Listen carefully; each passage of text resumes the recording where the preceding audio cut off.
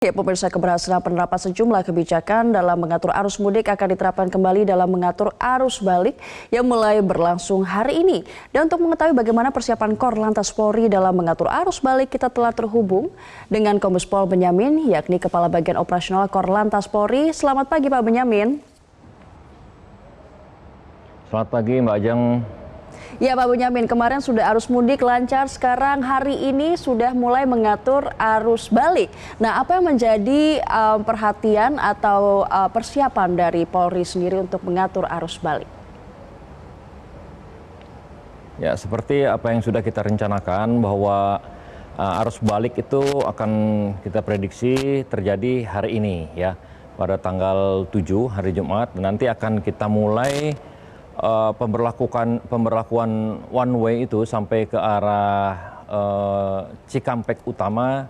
Kita mulai pada nanti jam 12 siang ya, dari gate Kali Kangkung Semarang, langsung mengambil dua jalur A dan B menuju ke Cikampek Utama. Nah, nanti dari Cikampek Utama nanti kita berlakukan kontraflow ini sesuai dengan kebutuhan, karena memang kita juga masih memprediksi arus yang dari arah Jakarta menuju ke Bandung juga masih cukup tinggi. Jadi kita bagi, tidak langsung kita one way menuju ke arah Jakarta. Dan pemberlakuan ini berlaku sampai dengan tanggal 10 hari Senin.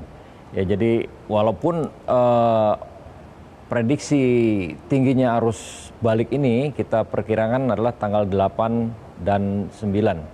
Dan kami informasikan juga tanggal jam 12 itu pemberlakuan efektifnya, tetapi kita perlu juga ada waktu untuk sterilisasi di jalur A nantinya, sehingga dimungkinkan penutupan sudah kita lakukan sebelum jam 11. Demikian. Kalau bisa memberikan himbauan kepada warga yang ingin kembali ke ibu kota Jakarta, apa yang akan diberikan dari Polri sendiri? Karena ada proses sterilisasi, lalu jam 12 ini baru efektif. Bagaimana tips dari Polri sendiri agar warga yang ingin kembali ke ibu kota bisa nyaman? Kalau dari kami, khususnya yang akan kembali ke Jakarta, lakukanlah perjalanan itu pada saat diberlakukan one way, sehingga bisa kami pastikan perjalanan akan lancar ya. Kemudian istirahat pada jalur-jalur one way, misalnya di tol Cipali ya. Jadi ini rest areanya bisa dimanfaatkan kedua jalur A dan B, dan itu tidak akan terjadi kemacetan ataupun penumpukan, sangat cukup sekali.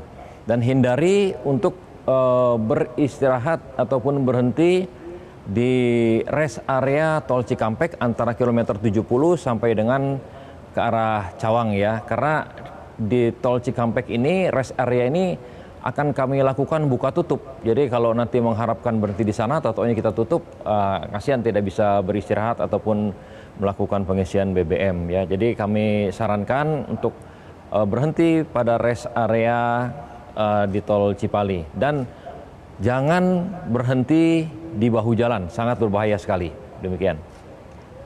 Iya, nah mengenai informasi tentang buka tutup yang akan dilakukan di sejumlah daerah, lalu ada juga sistem one way yang akan dilakukan pada pukul 12. Bagaimana masyarakat bisa tahu kapan akan diberlakukan sistem buka tutup, kapan diberlakukan sistem one way ini, agar masyarakat juga tahu kapan harus melintas, kapan harus berhenti atau beristirahat di rest area? Jadi untuk pemberlakuan one way ini yang sudah kami pastikan adalah jam 12 dari Kali Kangkung ya. Untuk masyarakat yang dari Jakarta misalnya akan ke Semarang, upayakan memang berangkat kira-kira subuh lah ya, supaya bisa langsung sampai ke Semarang sebelum jam 11 siang. Kalau untuk yang ke arah Bandung, menurut kami tidak ada masalah ya, tetap normal.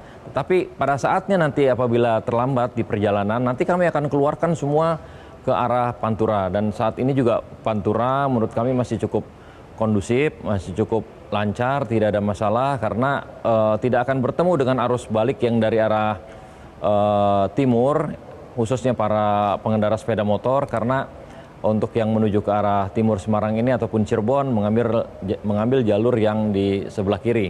Kemudian juga ada beberapa titik juga memang ya, seperti di Malangbong, Nagrek itu kita berlakukan memang buka tutup arus. Kita tetap prioritaskan sekarang ini adalah untuk para pemudik yang akan kembali ke Jakarta. Jadi bagi masyarakat yang akan menuju ke Tasik misalnya ini kami kalahkan dulu ya. Prioritas adalah kendaraan-kendaraan yang akan menuju ke Jakarta. Demikian, Mbak. Nah, evaluasi apa dari arus mudik yang bisa dipelajari dan lantas bisa dibenahi untuk menghadapi arus balik nanti, Pak? Pelaksanaan arus mudik saya kira sudah cukup baik ya. Memang itu tujuan kita. Yang pertama adalah kelancaran yang lebih baik dari tahun lalu, kemudian juga keselamatan yang lebih baik juga dari tahun lalu. Jadi seperti apa yang disampaikan tadi bahwa kecelakaan menurun sebanyak 88%, belum ya. Itu mungkin data untuk sampai akhir operasi, tetapi sampai dengan sekarang hari ke-9 operasi, ini data kecelakaan sudah turun itu sekitar 62%, ini sangat luar biasa sekali. Dan juga korban meninggal dunianya bila kita bandingkan dengan hari yang sama, ini sudah turun sebanyak 59%. Mudah-mudahan ke depan juga sampai dengan akhir operasi bahkan seterusnya ya, ini kecelakaan juga tidak terjadi sehingga para pemudik bisa sampai kembali ke Jakarta dengan selamat. Demikian. Itu juga harapan kita agar semua orang bisa kembali ke daerahnya masing-masing dengan selamat. Lalu mungkin ada beberapa hal yang harus diwaspadai oleh masyarakat yang ingin melakukan arus balik pada hari ini.